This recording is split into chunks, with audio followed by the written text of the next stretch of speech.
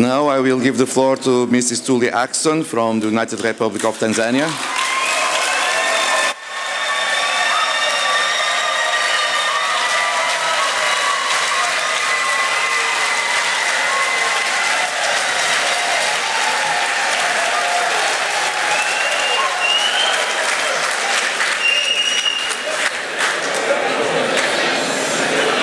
Ms. Tulia, please. My name is Tulia. I'm the Speaker of the National Assembly of Tanzania. I am a lawyer, an advocate, and I have a PhD in law.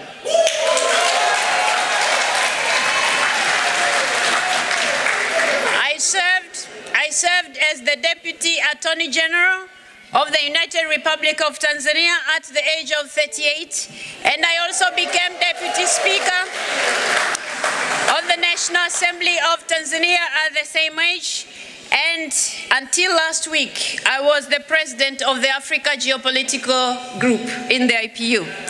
I'm humbled by the endorsements made in support of my candidature from the East African Community, the Southern African Development Community, and the African Union.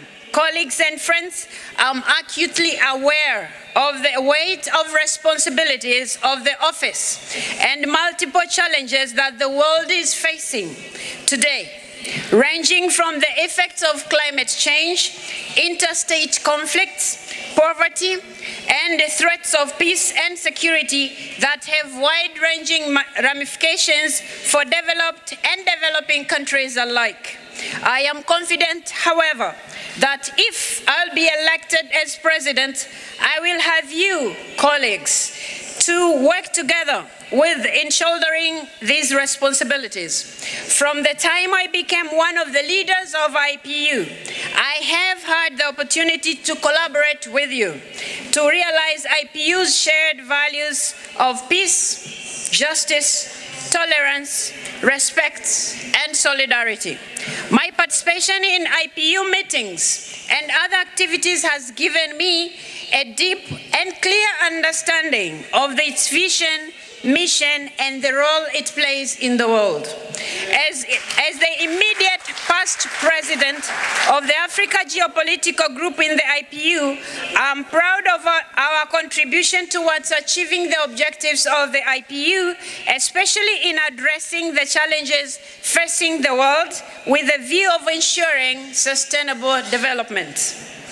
The knowledge and experience I have gained over the years has elevated my leadership skills to the next level. This has given me the urge to vie for the top leadership of our institution. It is with deep sense of humility that I stand before you to request for your total trust and support for my candidature for the position of President of IPU.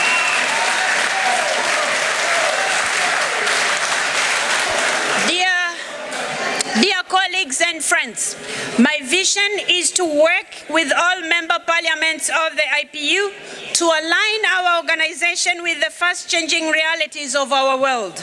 In that regard, if elected, I will have a number of priorities that I believe will be key in making our organization work effectively for its membership. Transparency and accountability will therefore be at the forefront of my leadership. In this dynamic world, IPU must be relevant to its membership and the world in general. We will therefore work with its members to initiate reforms that will contribute to peaceful coexistence and global prosperity. In realizing this vision, it is necessary to ensure effective participation and representation of all geopolitical groups in the organs of the IPU. It will therefore be critical that we undertake regular consultations within and between geopolitical groups. Dear colleagues and friends, colleagues and friends, no organization can be efficient and relevant if it is not inclusive in its work and structure.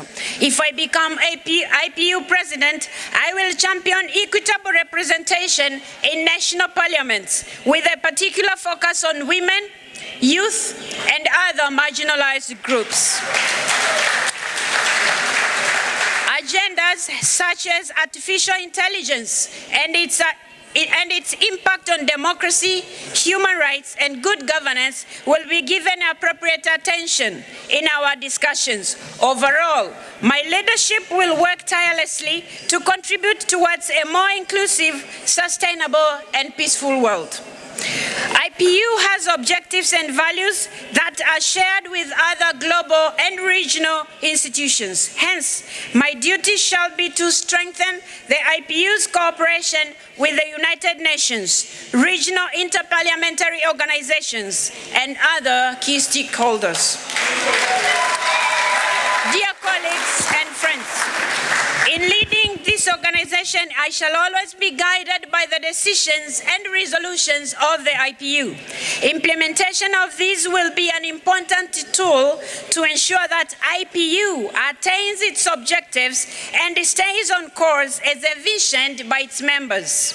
This thus ensuring effective implementation of our strategic plan of 2022 to 2026, which seeks to make sure that the IPU is more inclusive and our national parliaments as well.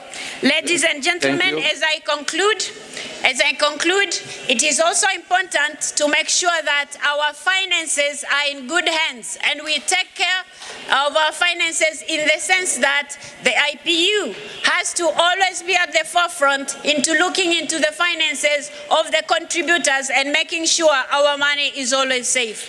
Ladies and gentlemen, thank you very much. Thank you, Madam.